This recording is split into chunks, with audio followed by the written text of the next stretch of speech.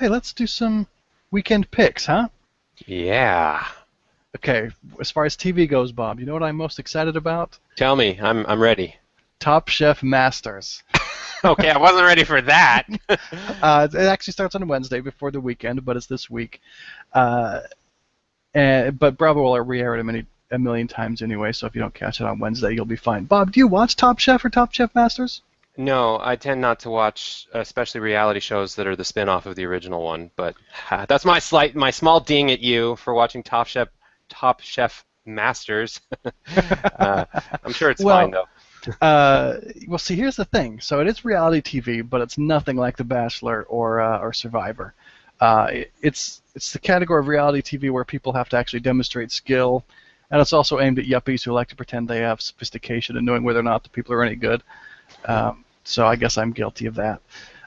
And there are better or worse shows in this category, but Top Chef is one of the very best, and the Top Chef Masters, that's its summer spin-off, which is also very excellent. And of all the skill-based yuppie flattering reality shows, this is probably the best one. Um, I, a lot of people like it who are in that category. It'd be interesting to see if you gave it a shot, if you would like it or not. But for those of us who do like it, it's a big week because Top Chef Masters is back. So is this the type of show you can like recommend a particular season and be like, oh, you got to start from the beginning, or does it really matter and it's only relevant in the moment and it's like there's nothing, there's no reason to feel like you need to be part of the history of it?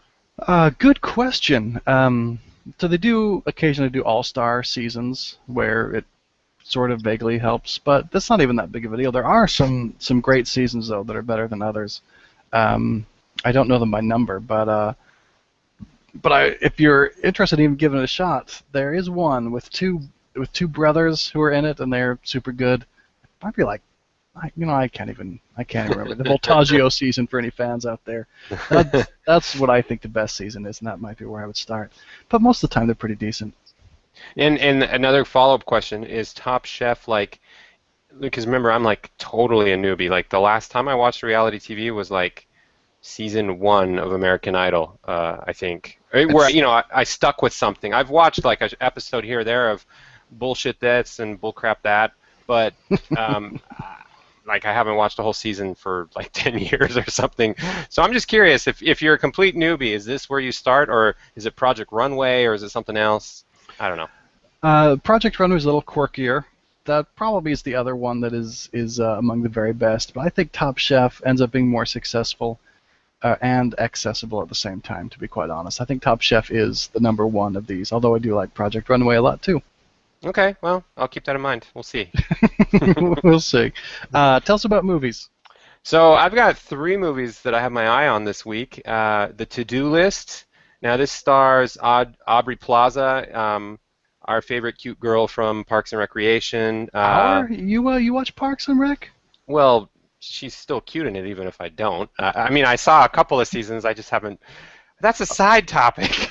Okay, cool. But yeah, I felt the same way about this movie. Go for it. Yeah, yeah. Aubrey Plaza, Bill Hader, who's one of my favorite. Well, he used to be a cast member of SNL. I guess this was his last season.